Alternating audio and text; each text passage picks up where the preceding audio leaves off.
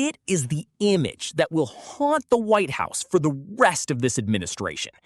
Mark Carney, standing before a joint session of Parliament called into emergency session, with 23 nations watching in silence, delivering the 7 words that have inverted a continental alliance and sent shockwaves through every capital from Tokyo to Berlin. You didn't remove us, you removed yourself.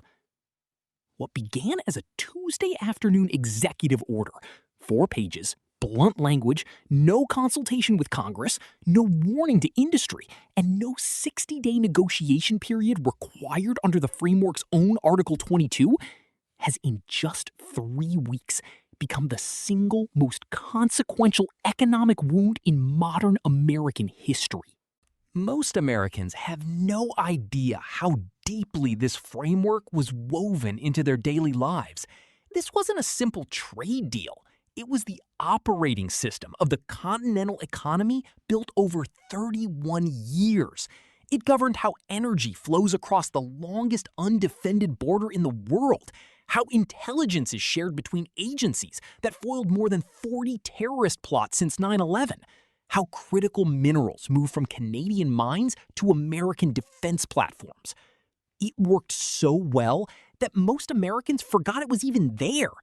And in the span of a single executive order, Donald Trump erased it. International law scholars condemned the unilateral termination as a violation of the Vienna Convention on the Law of Treaties. A former UN Secretary General called it the most significant abrogation of a bilateral treaty by a major democracy in the post-war era. Every country with an American bilateral agreement now asked a terrifying question. If the United States tears up a 31-year partnership with its closest ally in 72 hours, what is any American agreement actually worth? Canada supplied 61% of all crude oil imported by the United States. That is the backbone of American energy security. Canada also supplied 38% of natural gas imports in northern states and 97% of electricity imports for border communities from Maine to Washington state. The framework's grid synchronization protocols took more than a decade to negotiate. Within 48 hours of termination, grid operators in New England and the Pacific Northwest activated emergency protocols they had never used outside simulations. New England suddenly faced the coldest winter in 15 years, with 11% less grid capacity than the previous year. Natural gas prices in the upper Midwest surged 43% within 10 days. The governor of Michigan said, "We are watching the president dismantle the economic foundation of this region in real time." Canada is the primary North American source of nickel, cobalt, uranium, and 17 of the 23 rare earth elements the Pentagon classifies as essential to national defense. Under the framework, American defense contractors had guaranteed priority access at prices below global market rates. Without the framework, those minerals are now available to the highest bidder, and China controls 67% of global rare earth processing. A Department of Defense memo warned that termination created immediate vulnerability in 7 active weapons procurement programs, including the F-35 fighter jet and hypersonic weapons development. Within 1 week, America was asking Canada to restore access that it had just unilaterally revoked. A senior Canadian trade official said, "They kicked us out on Monday, they're asking us back on Friday, but the price has changed." A single vehicle crosses the US-Canada border an average of 7 times during production.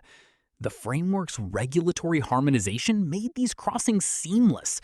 The executive order shattered that overnight. Every crossing now requires separate inspection, independent certification, new documentation, and compliance with diverging regulatory systems. The Auto Alliance estimated the cost at $11,000 per vehicle. Within 2 weeks, 3 major assembly plants announced temporary shutdowns, idling 15,000 workers.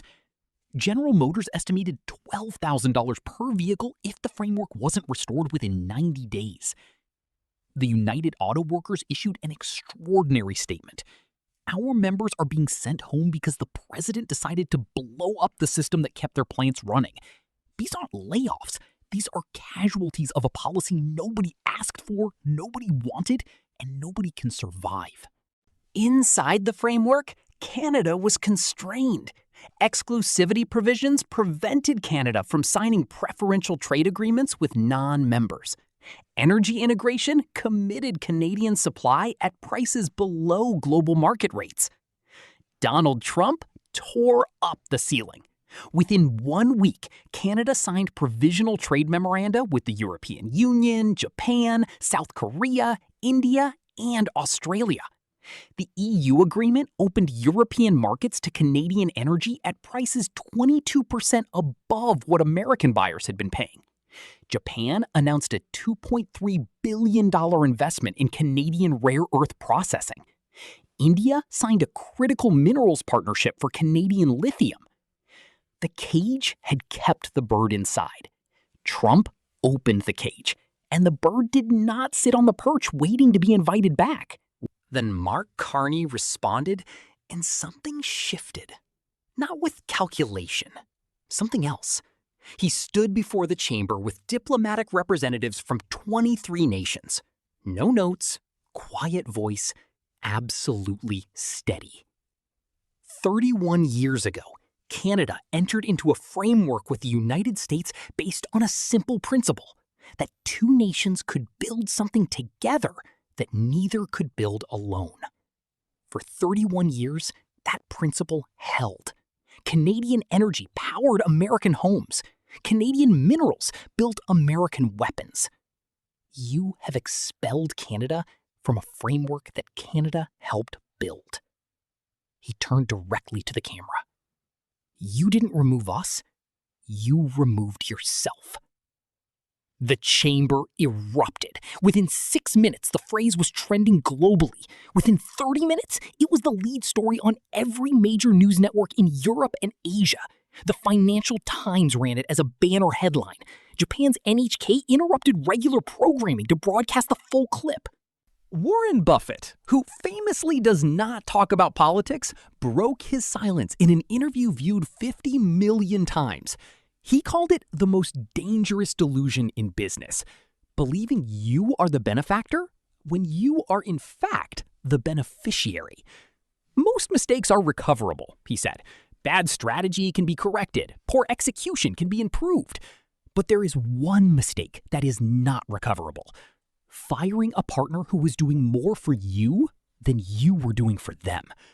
Because the moment that partner is free, two things happen.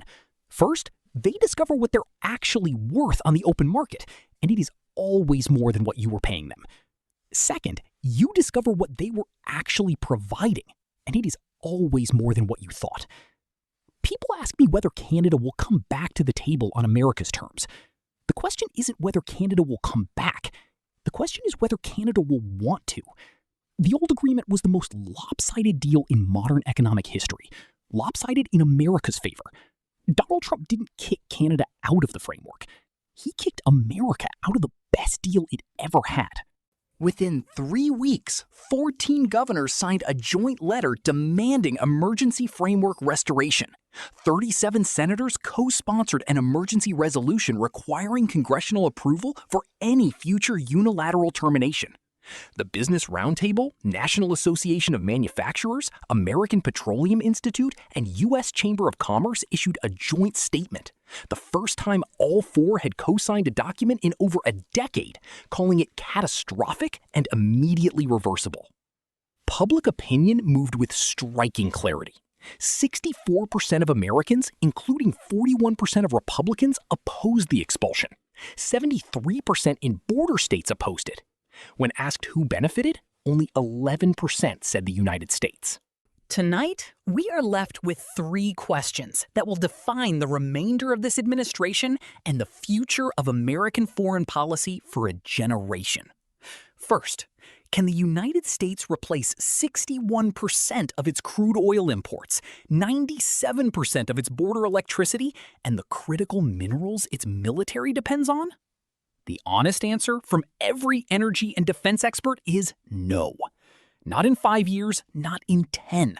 The geology does not exist. The refining capacity does not exist. Second, can a framework that took 31 years to build be reconstructed after a unilateral 72-hour demolition? Theoretically, yes. Politically, far more troubling. Because any future agreement requires Canada's consent, and Canada is now receiving better offers from Europe and Asia. Third, if the United States will tear up a 31-year partnership with its closest ally over a political grievance, what is any American agreement actually worth?